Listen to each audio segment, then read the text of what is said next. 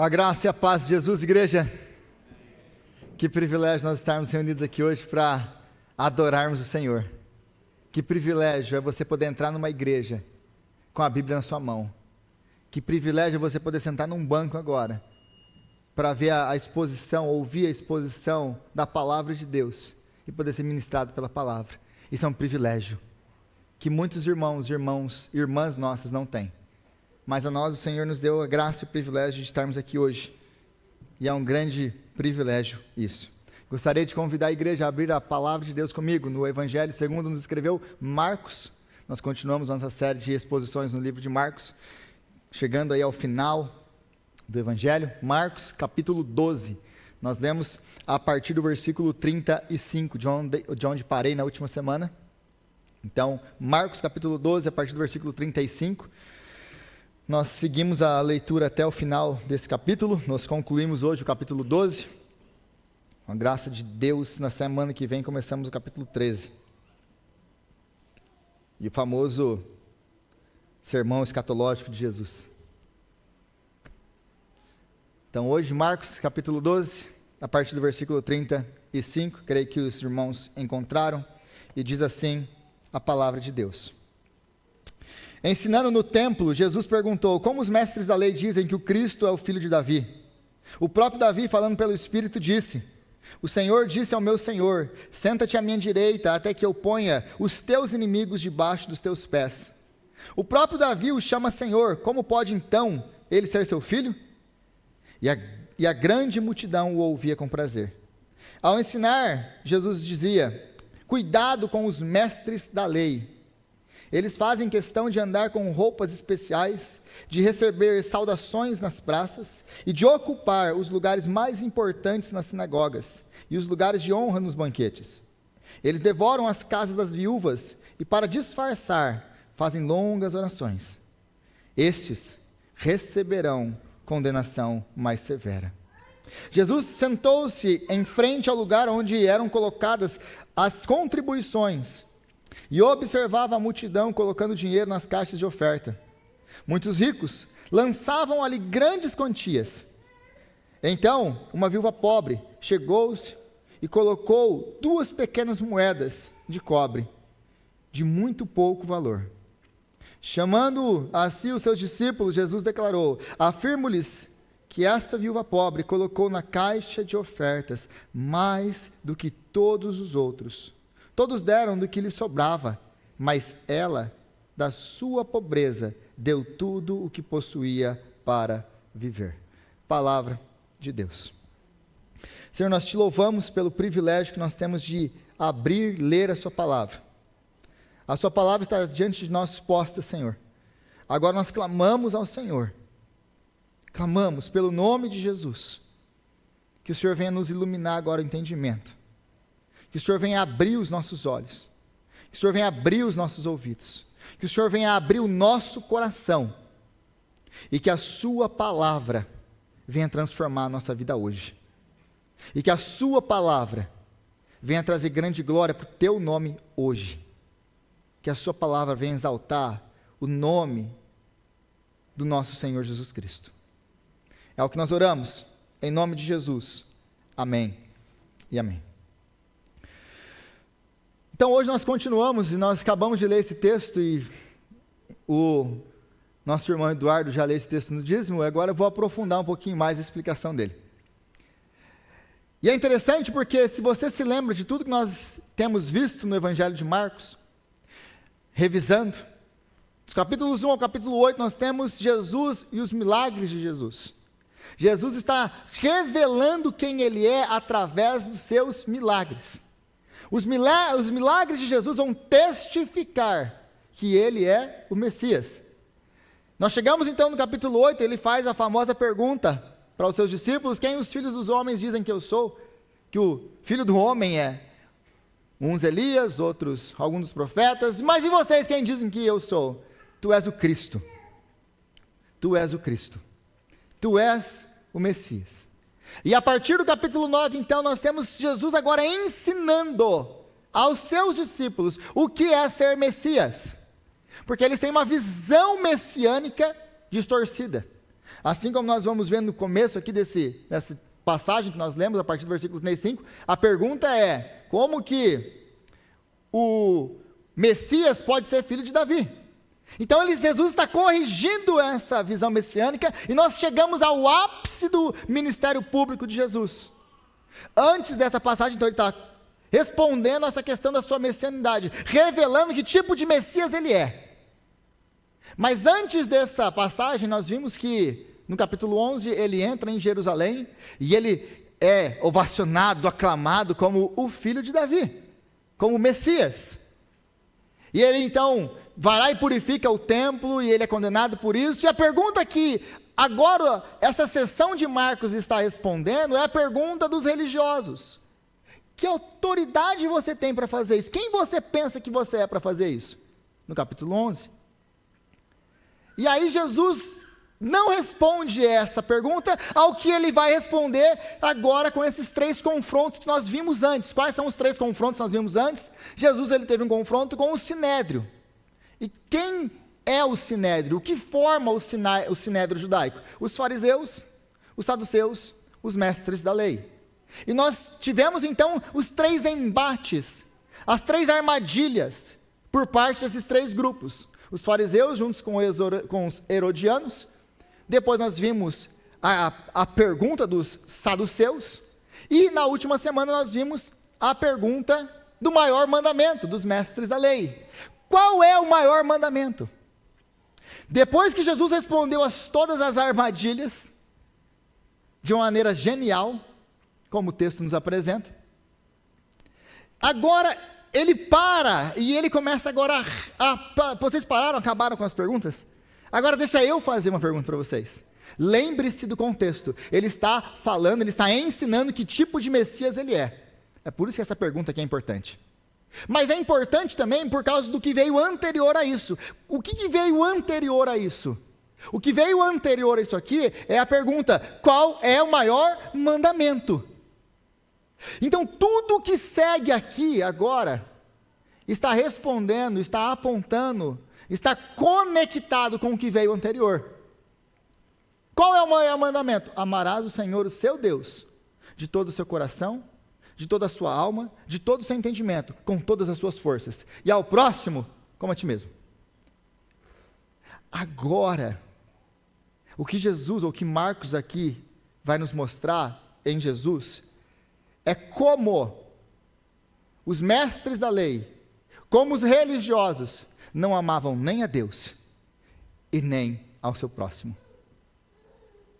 Então isso vem nessa esteira de tudo isso, e essas coisas não podem ser esquecidas se nós realmente queremos entender o Evangelho.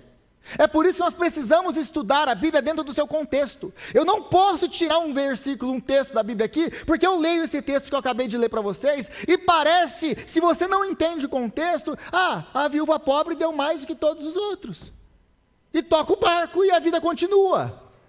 Não. Isso aqui é ouro.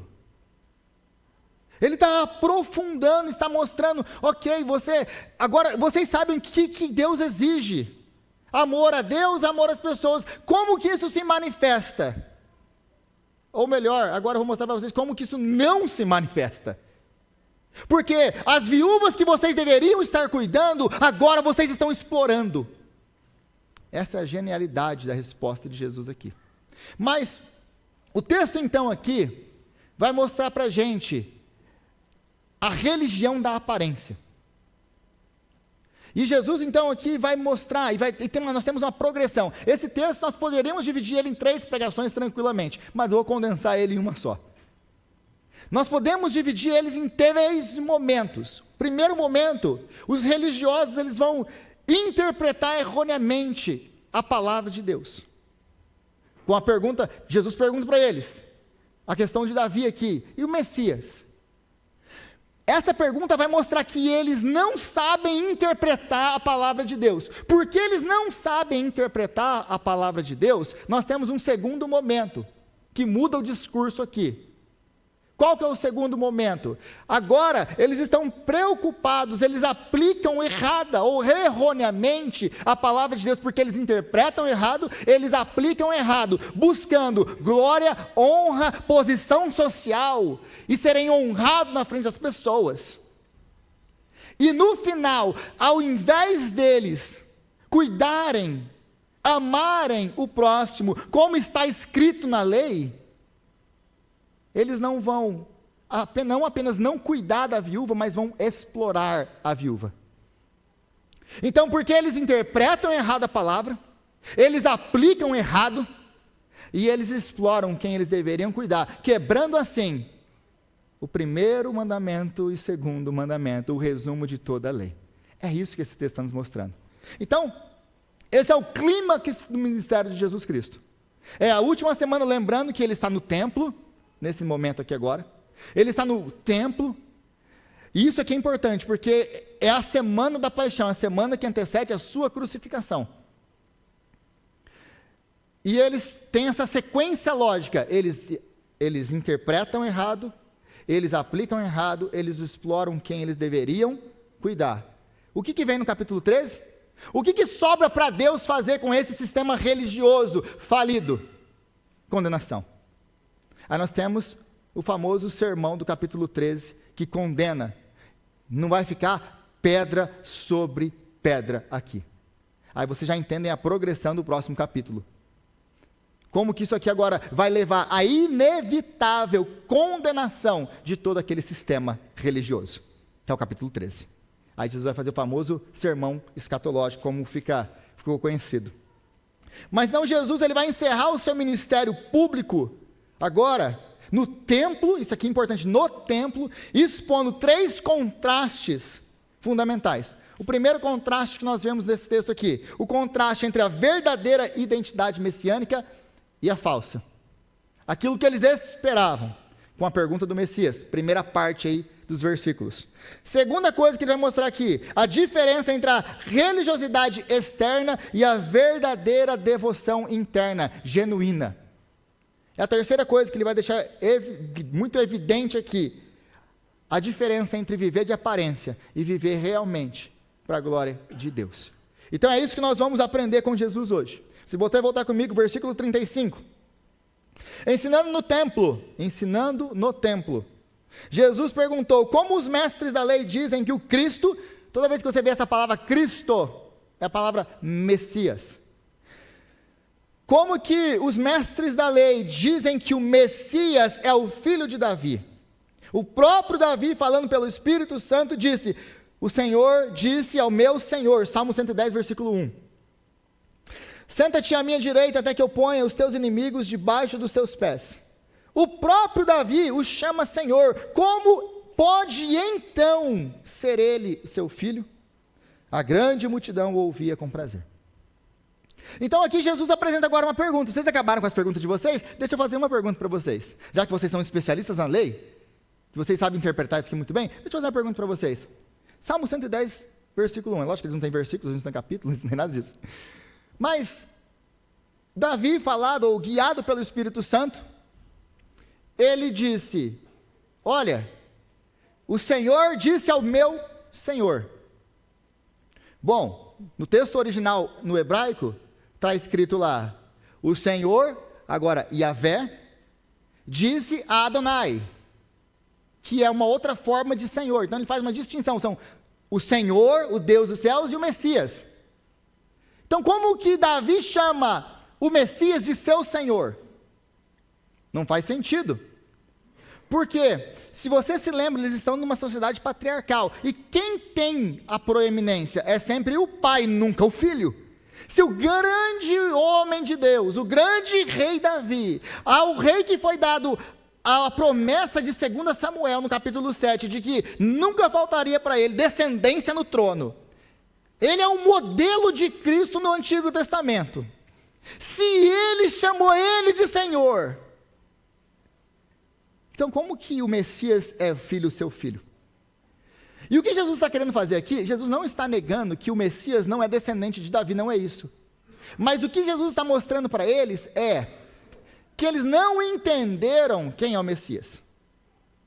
Porque por mais importante que seja ele ser filho do Messias, descendente natural do Messias, porque as promessas foram feitas para Davi, mais importante do que ser filho de Davi ou descendente de Davi, é ser filho de Deus. É isso que Jesus está mostrando para eles aqui. O que ele quer mostrar para eles é que a expectativa messiânica deles, como a dos discípulos, lembra que ele está respondendo à expectativa messiânica, corrigindo a expectativa messiânica deles. A expectativa messiânica deles é falsa. Eles esperam um Messias no templo, que viria, que entraria no templo, que renovaria e que purificaria o templo, e purificaria Israel do domínio romano, do domínio pagão, que traria grande glória, que seria como o rei Davi, um conquistador. Um homem que os libertaria da escravidão e os trouxesse para uma glória de um novo tempo. É o Messias que eles estão procurando. Então Jesus começa a destruir com a imaginação deles, com a expectativa messiânica deles. Então ele vai mostrar que essa expectativa messiânica é falsa. É essa a pergunta deles. E eles não têm resposta para isso. Eles não têm resposta para isso. Mas o que isso me ensina? O que isso te ensina? Como que isso se torna prática para mim e para você? Nós devemos tomar cuidado com as nossas expectativas messiânicas. Porque nós, assim como os mestres da lei e os fariseus, nós temos a tendência de construir as nossas próprias expectativas messiânicas. Mundanas, aliás. Nós construímos e nós limitamos a nossa expectativa de Jesus para um Jesus materialista, um Jesus abençoador do American Dream, que vai me dar a casa, o carro e aquilo tudo lá que o American Dream propõe para você. Que eu vou ser rico, que eu vou ser próspero por se eu for de Jesus. Meus irmãos, deixa eu falar uma coisa para vocês, isso não é evangelho, isso é, abre aspas, evangelho da prosperidade. O que não existe, porque isso não é evangelho. Porque Jesus ele não veio para te deixar rico. Jesus não veio para te deixar rico, não pelo menos materialmente. Porque nós somos mesmo muito ricos em Cristo, com toda sorte de bênção nas regiões celestiais, como diz o apóstolo Paulo.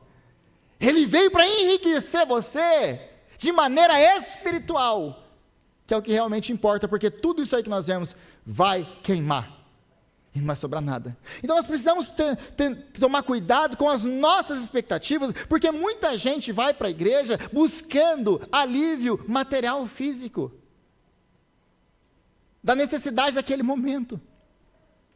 E o que esse texto me ensina e te ensina, é que nós devemos deixar a palavra de Deus corrigir a nossa visão sobre quem é Jesus, e então podermos seguir o verdadeiro Jesus. O verdadeiro Jesus. Agora, também me ensina essa citação do próprio Jesus aqui, do Salmo 110, do versículo 1, quando ele diz, senta-te à minha direita, até que eu ponha os teus inimigos debaixo dos teus pés. Isso me ensina a reconhecer que Jesus está assentado à direita do Deus Pai Todo-Poderoso. E porque ele está assentado à direita do Deus Pai Todo-Poderoso, ele é o soberano que governa e reina sobre a minha vida, independente da circunstância, independente da situação que eu estou passando. Jesus é rei, e ele governa poderosamente, e nada o tira do seu trono. Nós precisamos aprender a nos achegar a Jesus com tremor e temor, porque ele é rei. Mas nós temos acesso à sua presença, porque ele é o nosso rei. Ele é o nosso Senhor. Ele é aquele que se entregou por nós. E isso tem que trazer para mim e para você grande alegria e conforto, de saber que não importa a situação, a circunstância que eu passe, Deus está comigo. E a circunstância que eu passe adversa, o sofrimento que eu passo, não dita o amor de Deus por mim. Como que eu sei que Deus me ama? Eu sei que Deus me ama porque Ele enviou o seu Filho. E aliás, Deus ele já colocou todos os inimigos debaixo dos pés de Cristo, porque a morte foi vencida. Onde está a morte, o seu aguilhão? Onde está a morte, o seu poder de ferir? A morte foi tragada pelo poder da vida. Ele venceu Satanás. Ele quebrou as cadeias. Ele destruiu a barreira que nos impedia de sair. Ele quebrou os nossos grilhões. Nós não somos mais escravos. Ele nos libertou. Ele nos libertou do pecado. Então Jesus, ele já reina. E todos os seus inimigos já foram destruídos. E nós aguardamos o dia que ele voltará e de que nós estaremos com ele para sempre. Essa é a nossa esperança, meus irmãos. Essa é a nossa esperança. Mas o texto continua a partir do versículo 38, nós trocamos o tom agora. Ao ensinar, Jesus dizia: cuidado com os mestres da lei, eles fazem questão de andar com roupas especiais e de receber saudações nas praças, e de ocupar os lugares mais importantes nas sinagogas e os lugares de honra nos banquetes. Eles devoram as casas das viúvas e, para disfarçar, fazem longas orações. Estes receberão condenação mais severa. Agora, porque eles não interpretam a Bíblia corretamente, porque eles não sabem interpretar a Bíblia, eles vão viver de uma maneira completamente contrária àquilo que a Bíblia ensina, aquilo que a palavra de Deus, aquilo que a lei de Moisés ensina, porque eles não sabem interpretar a palavra de Deus. E aqui o texto vai nos mostrar e vai começar Jesus chamando a atenção. E aqui é interessante porque ele fala: cuidado com os mestres da lei. Isso é uma quebra daquilo que ele, como tinha acabado o texto anterior. Porque o texto anterior, ele mostra que aquele mestre da lei, ele tem quase que ele acaba ali de uma maneira até positiva. Vejo que você não está longe do reino. Olha, você não está longe do reino. E parece que Jesus, elogiou o mestre da lei aqui. Mas logo no próximo versículo, ele já começa a bater nos caras de novo. Cuidado com eles. E o cuidado com eles, então, vai mostrar para nós que existiam raras exceções dos mestres da lei dos fariseus, como Nicodemos, por exemplo. Mas a grande maioria deles era contrário a Jesus. E aí ele fala: cuidado com eles. Cuidado com eles, mas não é apenas cuidado com eles, é cuidado para que vocês não se tornem como eles, que é a nossa tendência. O que é se tornar como eles? O texto vai nos dizer aqui. Eles criam uma religiosidade exterior, uma religiosidade de fachada, uma religiosidade para serem vistos pelos outros, uma religiosidade que pode ser vista nas roupas. Olha, você viu aquele terno que ele colocou? Uma religiosidade que é vista nos aplausos. Nossa, que pregador maravilhoso. Uma religiosidade que pode ser vista nas orações, nas longas orações em público. Aí a pessoa ora e ora. Gente, você já teve inveja de umas pessoas orando? Porque eu já tive. Tinha um homem no seminário, que todas as vezes que ele orava, era um negócio tão impressionante, que eu queria ficar ali sentado ouvindo ele orar. Era maravilhoso. Ainda é, porque ele é um homem de Deus. Eu falo assim: gente, quando eu crescer eu quero orar desse jeito aí. E é maravilhoso. Tem gente que ora. Mas o problema que Jesus está acusando aqui não é desse homem de Deus que eu estou citando aqui, que faz uma oração eloquente, maravilhosa, cheia da palavra. A oração dele pulava a Bíblia. Era um negócio impressionante. E aí, ele não está falando disso aqui. Ele não está acusando-os de fazerem orações longas. Ele está os acusando porque as suas orações não eram feitas para Deus, mas para os homens. Não era com o coração quebrantado, cheio da palavra de Deus, voltada para Deus, mas para se aparecer diante dos homens. Olha como eu oro bonito, como eu sei orar bem. Esse era o problema deles. Então eles podem ser vistos nas suas roupas. Aliás, as roupas, eu falei do terno, mas não tem nada a ver com terno. Aqui é muito mais parecido talvez com eu chegasse aqui, no culto um dia, e você já viu isso talvez em algumas igrejas, até mesmo reformadas, onde o pastor, era costume, antigamente não é mais assim, o pastor usar uma toga especial quando ele fosse pregar. E que é uma toga? Quando você se forma numa faculdade, faz um mestrado, você faz um doutorado, você ganha uma toga.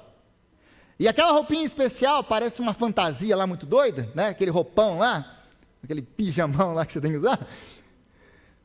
Ele tem alguns significados, dependendo das coisas que tiver, tem algum significado. Você tem lá a roupinha toda preta, depois você tem uma longa maior, que mostra que você tem um mestrado, depois você tem aquelas 3 faixinhas nos braços, mostra que você é um doutor.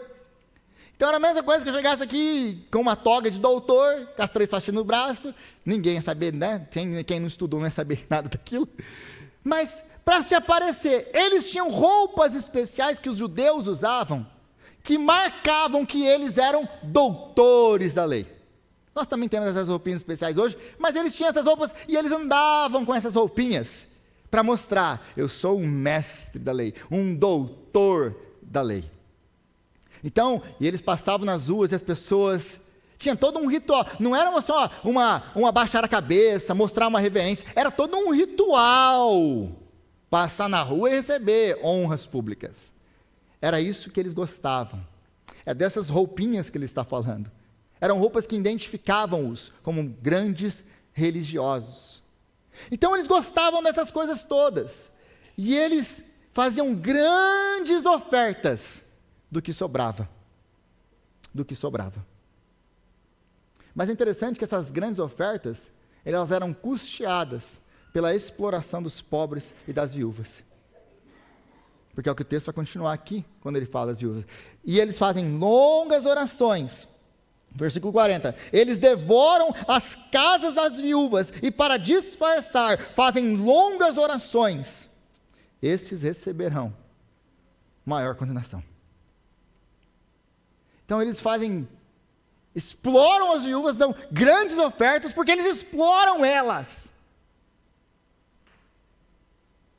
E aí eles fazem longas orações para poder disfarçar. Aliás, como assim fazem longas orações para disfarçar? Lembre-se uma coisa, Israel é uma teocracia.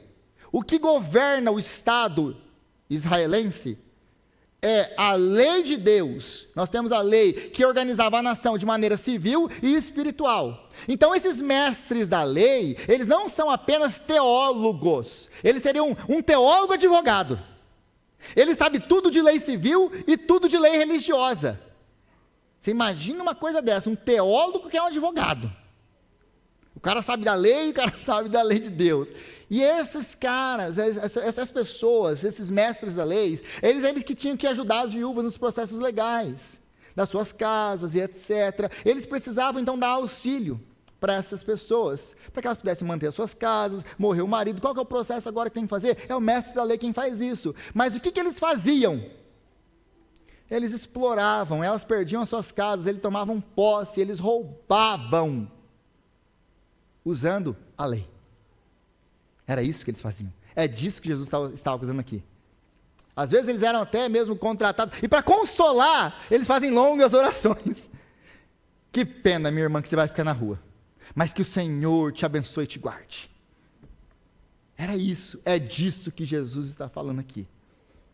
Então, todos esses elementos religiosos são elementos religiosos externos, que podem ser vidos, medidos e aplaudidos pelas pessoas.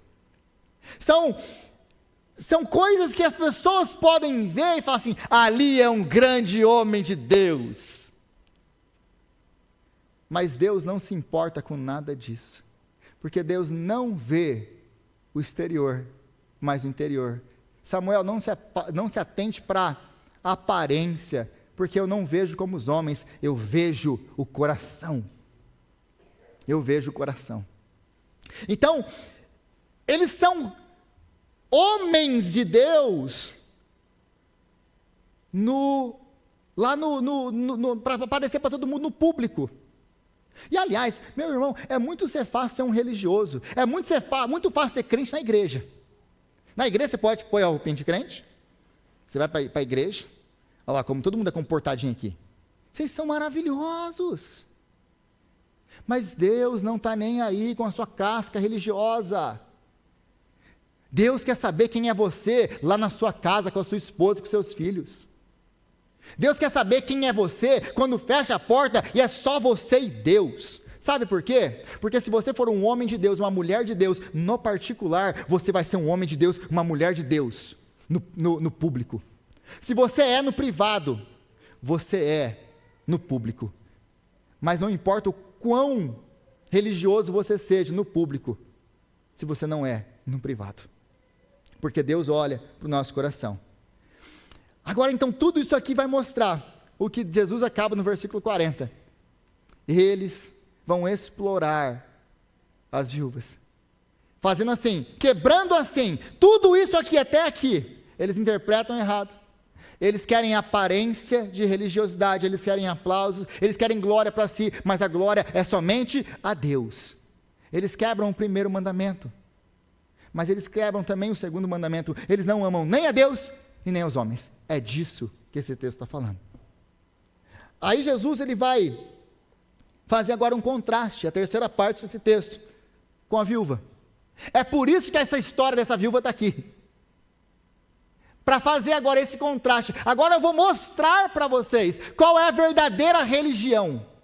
Não a religião de aparências, mas a verdadeira religião que é interna. Versículo 41. Jesus sentou-se em frente do lugar onde eram colocadas as contribuições e observava a multidão colocando dinheiro nas caixas de ofertas.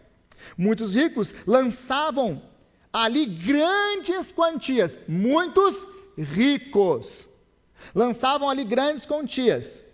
Então, uma viúva pobre, contraste. Então, uma viúva pobre chegou-se e colocou 2 pequenas moedas de cobre, de muito pouco valor.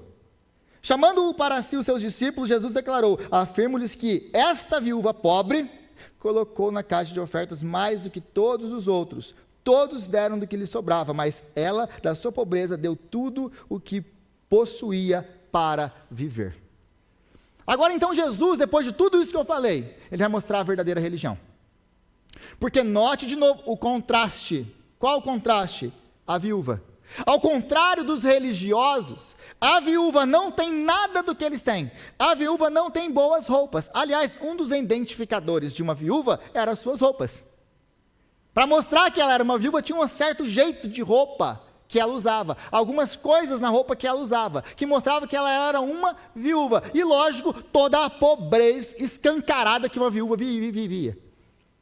Era muito claro e muito nítido, ninguém precisava falar para Jesus: ó Jesus, aquela mulher ela é uma viúva que está colocando 2 moedinhas lá. Jesus olhava para ela e todo mundo sabia que ela era uma viúva. Então, ela não tinha boas roupas, ela não tinha nenhum tipo de reconhecimento e aplauso, ninguém aplaudia ela. Uau! Que 2 moedinhas maravilhosas, ela deu tudo que ela tinha para viver. Sabe por quê? Porque lembre-se de todo o contexto e da teologia desse povo. Lembra do livro de Jó? Eles têm aquela maldita teologia da retribuição. Até os discípulos de Jesus têm essa maldita teologia na cabeça deles. Qual que é a teologia deles? Qual que é a teologia da retribuição? A teologia da retribuição é essa: se eu sou rico, se eu estou saudável, é porque Deus me ama. Se eu estou doente, se eu sou pobre, Deus me odeia. Eu estou em pecado, eu sou um Zé Ninguém. É porque Deus me odeia. Lembra, agora voltando para os discípulos, ô Jesus, lembra a pergunta? Quem que pecou? Foi ele ou foi os pais dele para esse nascer esse miserável desse jeito aí? Por que nasce cego, Jesus? Por que nasce aleijado, Jesus? Por que nasceu desse jeito aí, todo empesteado? Por que, Jesus? Quem que pecou? Essa é a teologia deles. Olha, se você está desse jeito é porque Deus te odeia. Vou falar um negócio para você, tem até hoje gente pregando assim. Tem até hoje sendo ensinado isso. Estão até hoje ensinando isso. É a tal da teologia da prosperidade. Ó, se você está pobre, é porque você está em pecado e é porque você não está entregando aqui o seu dízimo. Vai e vende tudo que você tem, vem aqui e Deus vai te abençoar e vai te prosperar. Vai e vende para você ver, com essa cabeça. E traz mesmo para você ver o que vai acontecer com você. Né? Igual os vários relatos, agora não lembro quem que me contou, talvez foi um amigo do Dudu, que saiu da igreja sem a bicicleta. Não sei se foi o Dudu que me contou isso. Mas, vai perder a bicicleta. E não vai ganhar outra. Então, essa teologia maldita da retribuição. E aí Jesus fala, não foram nem ele, nem os seus pais, mas ele nasceu assim, para que as obras de Deus se manifestassem. Para a glória de Deus. Para a glória de Deus. Então, quem vai aplaudir essa mulher? Todo mundo acha que ela é uma amaldiçoada. Ela está assim, porque merece, tem pecado na vida dela. Convidada para os banquetes. Quem vai convidar uma mulher dessa para um banquete? Eles eram convidados. Aliás, os lugares de honras nas sinagogas é interessante, porque é muito parecido com o que muitas igrejas ainda fazem hoje. Sabe aqueles banquinhos que fica tudo aqui? Eram os lugares de honras na sinagoga. E aliás, as sinagogas não tinham bancos assim como nós temos aqui, eram nos cantos. A plebe, os pobres, sentam no meio, no chão. Os mestres da lei, os convidados de honra, sentam nas laterais ou na tribuna, como algumas igrejas chamam. Para honrar, né? Eu tenho pavor, se algum dia chamar, você tem que sentar aqui, eu não sento. Não sento. Então, quem colocaria ela nos lugares de honra? Ninguém. Então essa mulher, ela não tem nada, absolutamente nada do que eles valorizavam. Absolutamente nada. Ela era desprezível, ela era pobre, ela era necessitada e era tida como maldita por todo mundo. Essa era a viúva e a sina de uma viúva no tempo de Jesus. E é ela que Jesus está usando como exemplo. E aqui ele vai usar ela como exemplo para mostrar que essa é a oferta que Deus aceita. E não é a quantidade que ela vai dar. Não é a quantidade que ela vai dar. Como o Eduardo já nos disse muito bem, a moeda aqui que ele se refere, no original, no grego, é lepta. Era a menor moeda em circulação, a de menor valor em circulação. Nós tínhamos o denário que valia o equivalente a um dia de trabalho. Então, os estudiosos vão nos falar que a lepta, ela variava, mas provavelmente 1% do que é um denário. Então, como o exemplo do Eduardo, $100 fosse um denário, nós estamos falando de $1. Se fossem 10, você sabe muito bem quanto que nós temos. Então, era isso que ela tinha. No nosso caso hoje, então, se formos colocar a menor moeda que nós temos, é o penny, a moedinha de 1 centavo. Ela chega com 2 moedas e coloca lá dentro. 2 centavos. Como que Jesus sabe que ela colocou pouco lá dentro? Vocês perguntaram isso ou não? Bom, tem duas maneiras. Os sacerdotes, eles tinham que ficar ali guiando o povo para onde as ofertas iam corretamente. São vários gasofilaços, não era apenas um.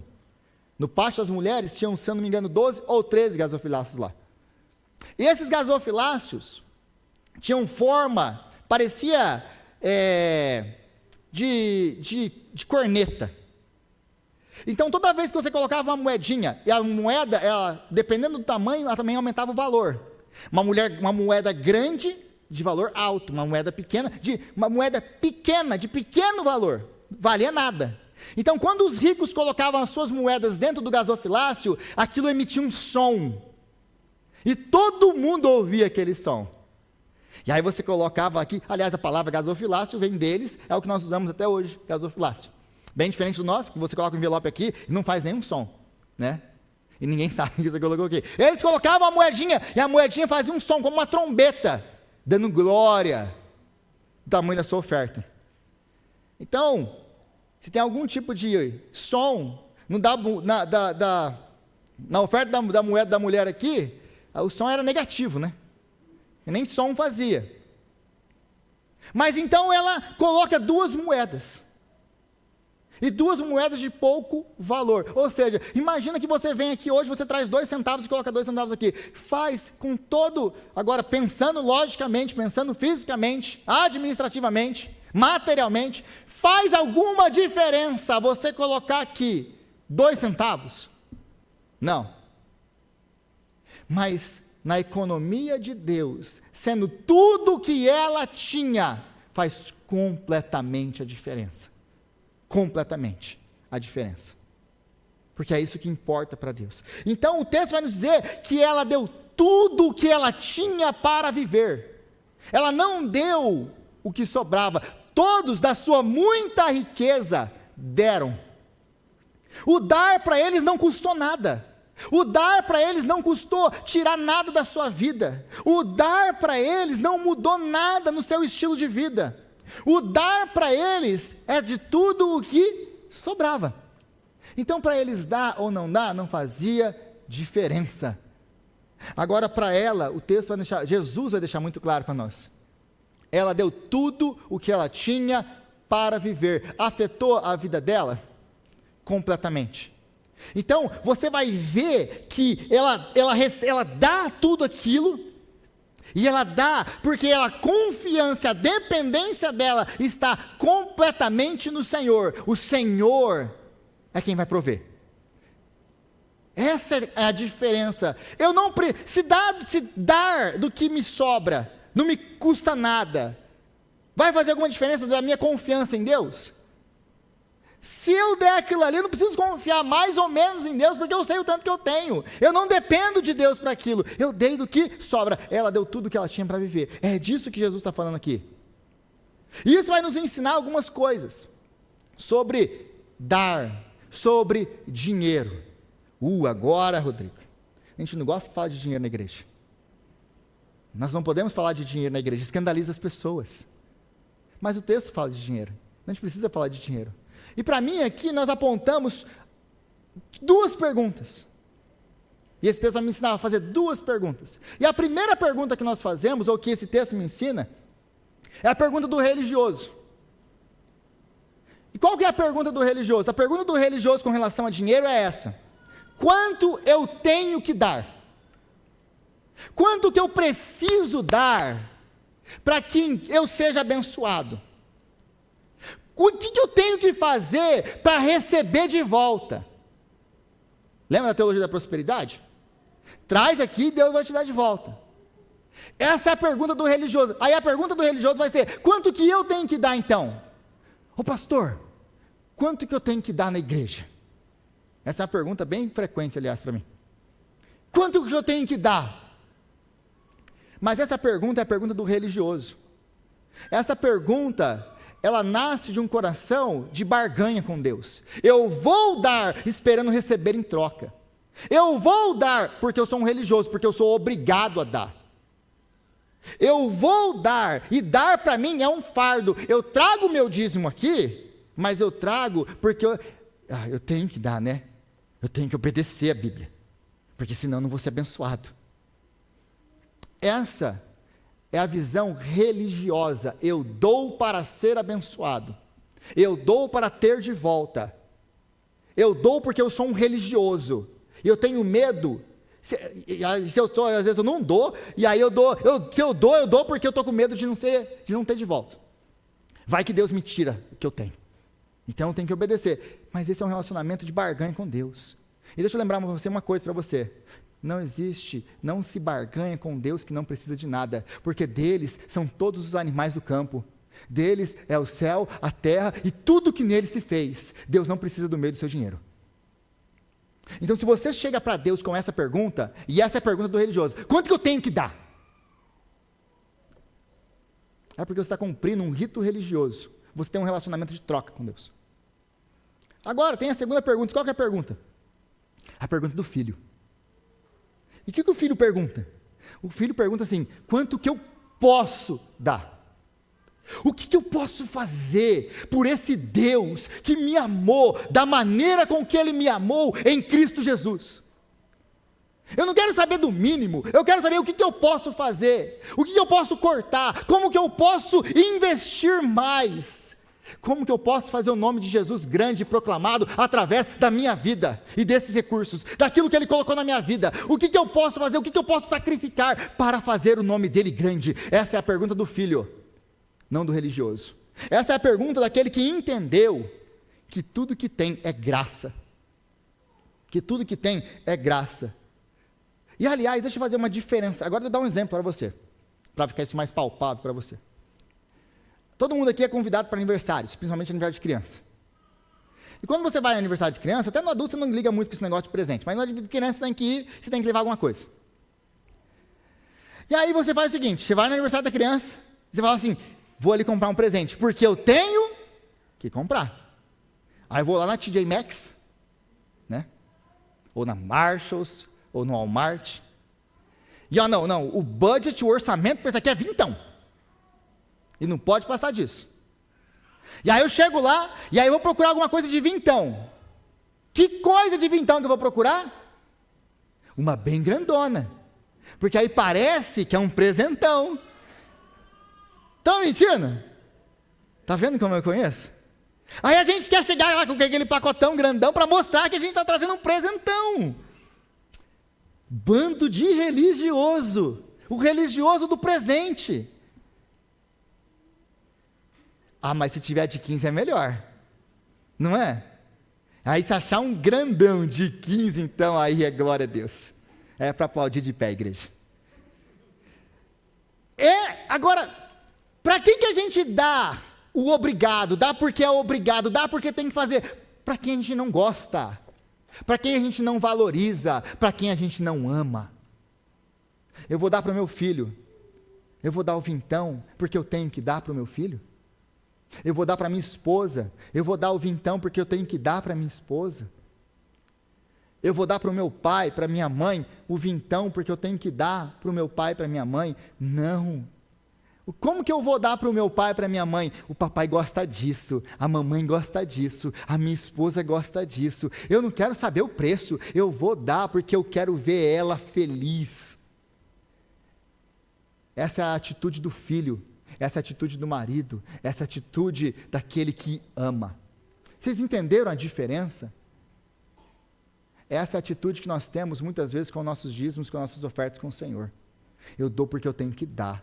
Eu dou o mínimo que eu preciso dar para ser abençoado.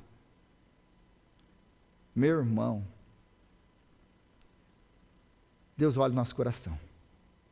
Deus olha o nosso coração. Então, a pessoa que entendeu o Evangelho, não é qualquer um não, a pessoa que entendeu o Evangelho, que entendeu o amor de Deus, ela não pergunta, quanto que eu tenho que dar? Com a intenção de saber, quanto que eu tenho que dar para ser abençoado? Quanto que eu tenho que dar para cumprir a regra? Quanto que eu tenho que dar para cumprir o rito religioso? Ela quer saber o seguinte, o que eu posso fazer? Como que eu posso me comprometer? Como que eu posso me sacrificar? Porque eu não oferecerei ao meu Deus sacrifícios que não me custem nada. É o que disse Davi. Olha para a vida de Davi, o grande rei de Israel. Você vê uma vida de doação a Deus. Os sacrifícios que Davi dava para construir o templo, por exemplo, se você juntasse quase toda a corte de Davi, ele sozinho dava o que toda a sua corte dava, porque ele amava o Senhor, ele não tinha obrigação com o Senhor, ele reconhecia que tudo vinha das boas mãos do Senhor. Quem entendeu o Evangelho da graça, que entendeu que tudo na nossa vida é graça, não fica fazendo pergunta, quanto que eu tenho que dar? Eu vou dar porque eu preciso dar. Não fica procurando desculpas para não dar. Algumas desculpas para não dar, eu posso ter, eu tenho bastante. Várias. Não, um dia que Deus me prosperar, no dia que Deus abençoar a minha empresa, no dia que Deus me der, eu vou dizimar. Sabe o dia que você vai prosperar? Nunca. Nunca. Sabe por quê? Porque você é avarento. Com todas as letras. Te ofendi? Desculpa. Eu sinto muito mesmo. Você não vai prosperar porque o seu coração está nisso. É dinheiro. É dinheiro. E Deus não tem problema nenhum com a prosperidade. Mas Deus não... Ou Ele é o seu Deus, ou outra coisa é. E Ele não divide você com ninguém. Então, se para deixar você no caminho tem que manter miserável, vai ficar miserável. Até tratar esse seu coraçãozinho aí. Até tratar o coração. Então, a gente que entendeu o Evangelho, você não fica procurando desculpa para não dar. Você quer uma razão, aliás, para arrumar um jeito de alguém para você ser generoso e abençoar. Porque essa pessoa entendeu que tudo na minha vida é graça, e que Jesus Cristo, o nosso Senhor, Ele não dizimou o seu sangue, Ele entregou tudo. Jesus não deu os 10% para você do seu sangue, Ele entregou a sua vida, tudo. Jesus Nesse texto, ele não está falando de uma viúva pobre, ele está falando dele. Ele é a verdadeira viúva pobre, porque ele, sendo rico, se fez pobre por amor de nós. Ele saiu da sua glória para ser o filho de um carpinteiro e não ter um lugar onde reclinar a cabeça. Jesus não te entregou 10%, Jesus entregou tudo, a última gota do seu sangue, para que nós pudéssemos ser salvos, para que nós pudéssemos ser ricos. Jesus, ele sai da sua glória para dividir conosco. Agora nós somos filhos de Deus por causa de Cristo, co-herdeiros com Cristo. Nós que éramos miseráveis, destinados ao inferno, pecadores, ele veio e ele se sacrificou completamente, ele entregou tudo, tudo. Então, meus irmãos, é isso que nós falamos quando nós falamos de dízimos, de ofertas e de dinheiro. Se o padrão no Novo Testamento não tem um valor, não tem 10% no Novo Testamento. No Novo Testamento, essa é a teologia do dízimo. Qual que é a teologia do dízimo? Você vai dar à medida que você foi abençoado em Cristo Jesus. Meus irmãos, se eu for dar à medida que eu fui abençoado em Cristo Jesus, o que eu tenho que dar? Eu tenho que dar aquilo que ele falou aqui. O que? Amar a Deus com toda a minha força, com todo o meu coração, com toda a minha mente, com tudo que eu posso. É entregar tudo. Jesus não está falando de dinheiro, Jesus está falando de você, do seu coração. Ele quer você. E o fato de você não conseguir dar dinheiro é porque você não é dele. Eu não estou nem aí se você dá dinheiro, se você não dá dinheiro, gente. Eu não estou nem aí para isso. Mas o fato que você não consegue deixar dinheiro, é o fato que isso aqui domina você. Ele está falando, eu quero que você me ame. De toda a sua mente, de toda a sua alma, de todo o seu coração. E quando você vai me amar assim, você vai ser generoso com as pessoas, você vai amar as pessoas. Ele está falando de cumprir a lei. Amar a Deus. É disso que ele está falando. É muito mais do que dinheiro. Essa é a teologia do dízimo. É a teologia do dízimo. Eu vou dar, qual que é a porcentagem? Eu vou dar, conforme a porcentagem da graça que eu recebi. Então Deus pode levar tudo, inclusive leva a mim. Leva a mim. Porque é tudo teu. É tudo teu. Então, ela colocou mais do que todos, porque os outros deram do que sobrava. O Novo Testamento não estabelece um padrão, ele não dá para você, faz isso, faz aquilo. Aliás, nós temos vários textos, que algumas pessoas chegam para mim, o Novo Testamento não fala de dízimo, não tem dízimo no Novo Testamento. Então abra a Bíblia, que você não lê a Bíblia direito. Por exemplo, quando Jesus fala, afirmando o dízimo no capítulo 11 de Lucas, que ele fala assim, olha, vocês deveriam fazer isso, os dízimos, sem omitir aquelas, a justiça. Vocês têm que fazer isso sem omitir as outras. Quando Jesus, por exemplo, ele fala para o jovem rico, ô jovem rico, vai e dá tudo que você tem. Quando ele chega para ele, olha aqui, Jesus, o que eu tenho que fazer para herdar o reino dos céus? Você sabe os mandamentos. Eu tenho cumprido os mandamentos, eu tenho amado as pessoas, amado todo mundo aí, Jesus. Você tem mesmo? Então faz o seguinte, para provar que você não ama ninguém, que você apenas se ama, vai e vende tudo que você tem, dá aos pobres, depois você vem e me segue. Ele faz isso porque ele não ama as pessoas. Dinheiro, de novo, é quase o mesmo texto aqui. Jesus não está falando de dinheiro, está falando de cumprir a lei do amor. Você ama mais o dinheiro do que a Deus, do que as pessoas. Ele é o seu Deus. Então vende tudo que você tem e dá para os pobres. Ele não vai embora triste porque ele é muito rico. Jesus exige dele 100%. Vamos colocar, quer porcentagem? Tá bom, 100% para o rico. Não, então vamos usar outro. Sempre está muito, o Rodrigo está muito. Tá bom, então vamos para Zaqueu. Senhor, se defraudei alguém, eu vou restituir 4 vezes mais, e metade do que eu tenho dou para os pobres. Quer um padrão? 50%. Tá bom para você? Aí Jesus diz o que para ele? Hoje salvação entrou nessa casa. Aí você vê como que, aliás, deixa eu falar uma coisa para vocês. Vocês já perceberam que a Bíblia toda hora está falando de templo e dinheiro, associando essas duas coisas?